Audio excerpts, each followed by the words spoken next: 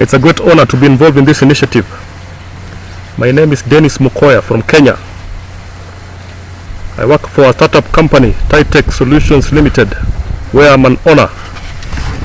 I also wear a different hat, where I'm the director in charge of operations. Here together, we are developing a system, crowdsourced public safety net, which we are currently raising funds for.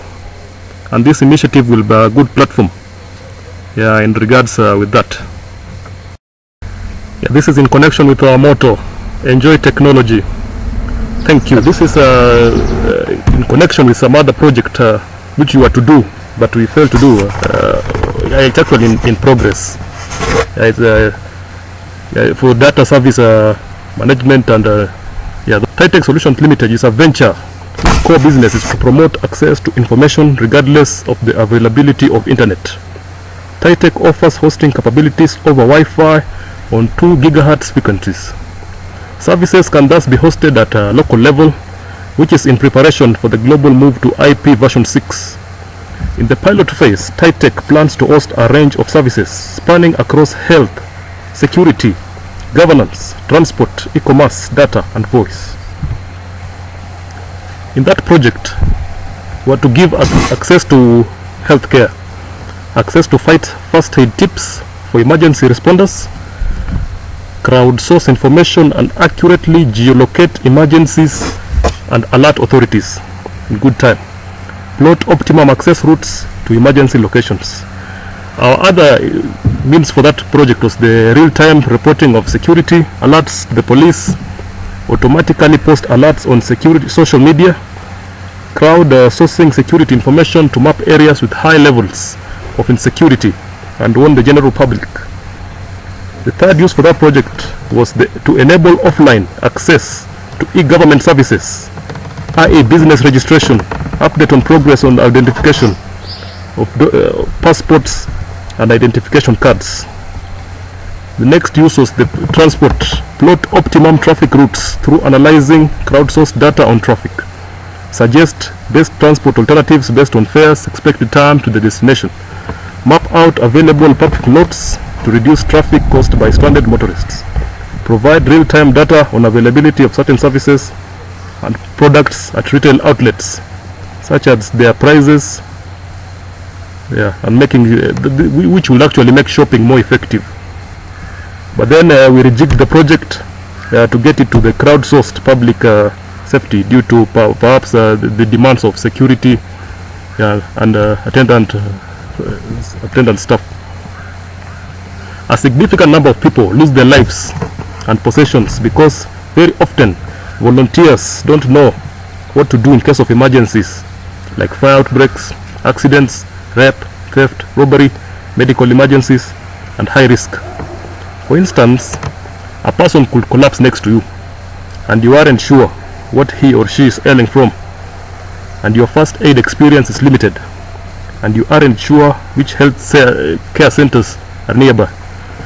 What do you do to make that person survive as the emergency services try to get to the scene? The biggest problem is usually the lack of access to information.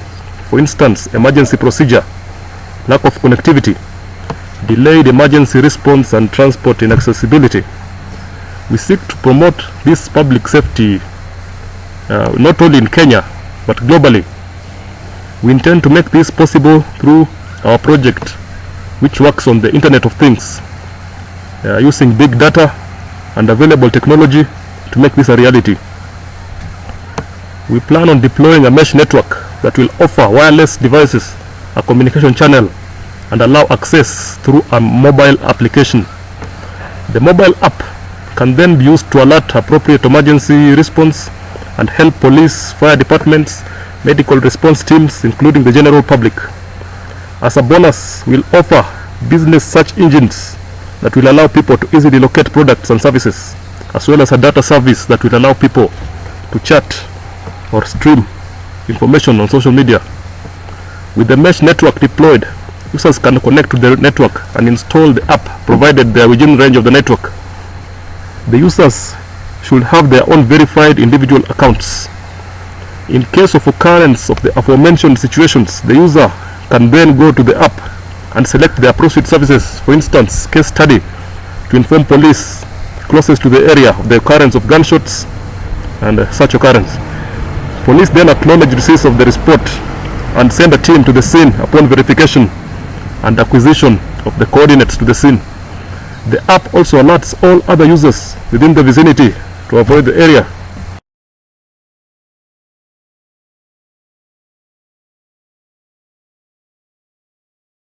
There are 4 ways which we intend to earn revenue in this project of ours, which will be fixed. We have the daily subscription, which will be our core means to earn data. It will be fixed per day, and the users can use either renew or automatically or manually. We have monthly subscriptions, which will be fixed per month with the option to renew automatically or manually as well. And we have advertising, which will be negotiable with various clientele that will require the advertising services, and the aforementioned business search engine, which will be negotiated with clients with the passage of time. Yeah, quite a substantial amount of subscription revenue will be acquired in this project, up to the area of about 10 million Kenya shillings. Our pricing model will be as attractive as possible to get as many of the clientele as possible. This will be our pricing model. For the data services, we will have to rely on the subscription, both daily and monthly subscription fees, which will be fixed. Effectively, it will be cheaper to subscribe monthly rather than subscribe on a daily basis. However, we will recognize that not everybody will use the service on a daily basis. Hence, that subscription too will be affordable. Both auxiliary services, advertising and business search engine, which will be customized as per the client's needs. Yeah, it will depend on a matter of factors.